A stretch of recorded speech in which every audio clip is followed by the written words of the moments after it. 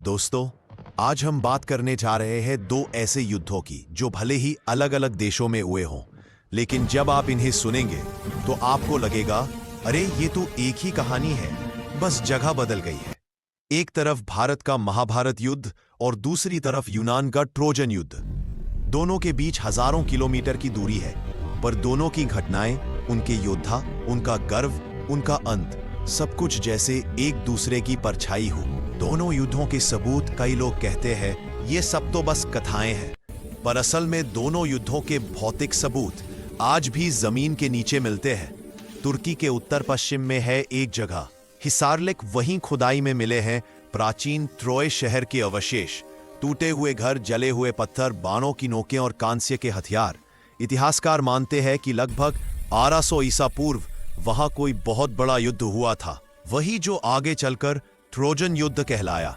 अब आते हैं भारत की ओर, हरियाणा के कुरुक्षेत्र में, जिसे आज भी लोग धर्मभूमि कहते हैं। वहीं माना जाता है कि महाभारत का युद्ध हुआ था।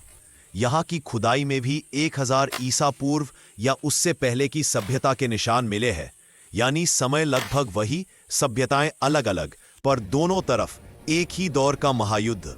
हाँ, कुछ ग्रंथों में महाभारत युद्ध को 5000 साल पुराना बताया गया है, पर कई इतिहासकार मानते हैं कि ये कांस्य युग, ब्रॉन्ज एज के आखिरी दौर से जुड़ा है, यानी वही वक्त जब ट्रोय में भी खून बहा था। दोनों ही युद्धों की शुरुआत एक जैसी थी, एक स्त्री के अपमान से।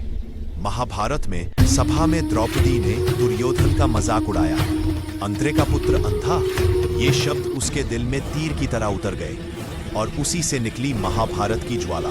ट्रोजन युद्ध में स्पार्टा की रानी हेलेन यूनान की सबसे सुंदर स्त्री मानी जाती थी। ट्रॉय के राजकुमार पेरिस उसे अपने साथ ले गया। अब यह प्रेम कहानी नहीं रही, बल्कि एक राजनीतिक अपमान बन गई।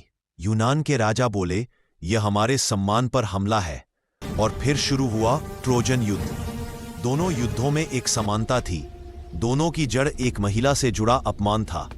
दो महान योद्धा, दुर्योधन और अकिलीस, जो अपने अपने युद्ध के सबसे अजय माने गए। दुर्योधन और अकिलीस दोनों को ही अपनी माताओं से अजयता का वरदान मिला था, पर नियति को कुछ और ही मंजूर था। माता गांधारी, जिन्होंने अपनी आंखों की शक्ति से बेटे का शरीर वज्र समान बनाने की कोशिश की, पर जब भगवान श्री कृष्ण ने दुर्योधन से कहा कि तुम नग्ने होकर माता के सामने जाओगे, तब दुर्योधन ने लज्जा में अपनी जांघों पर केले के पत्ते बांध लिए। वही हिस्सा मां की दृष्टि से बच गया और वही उसकी कमजोरी बनी। देवी थेतीस, जिन्होंने अपने बेटे को अमर बनाने के लिए स्टिक्स नदी में डुबोया, पर जब उन्होंने उसे डुबोया तो एड़ी पकड़कर वही हिस्सा सूखा रह गया और वही उसका कमजोर बिंदु बना, मृत्यु।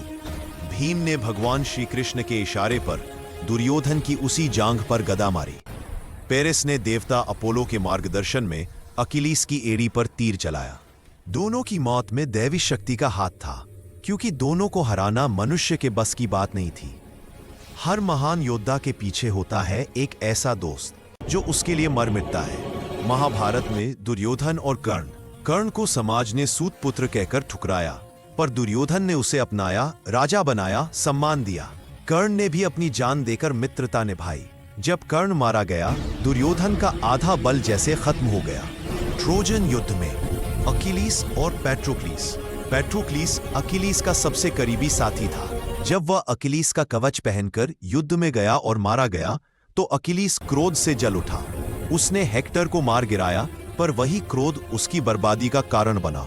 दोनों में समानता ये, दोस्ती ने दोनों को युद्ध के चरम तक पहुंचाया और उसी दोस्त की मौत ने दोनों को मिट्टी में मिला दिया। दुर्योधन और अकिलीस दोनों ही महान योद्धा थे, पर दोनों को अपने बल और प्रतिष्ठा पर इतना भरोसा था कि विनम्रता खो बैठे। श्री कृष्ण ने धर्म का संतुलन बनाए रखने के लिए और देवता अपोलो ने न्याय का संतुलन बचाने के लिए दोनों के अंत में भूमिका निभाई, क्योंकि जब शक्ति अपनी सीमा पार कर जाती है तो दैवी शक्ति खुद हस्तक्षेप करती है। अंतिम रहस्य, इतनी समानता क्यों? इतिहासकार कहते हैं शायद ये दोनों युद्ध एक ही काल की सभ्यताओं का प्रतिबिंब थे। भारत और यूनान दोनों ही मानव सभ्यता के प्राचीन केंद्र थे।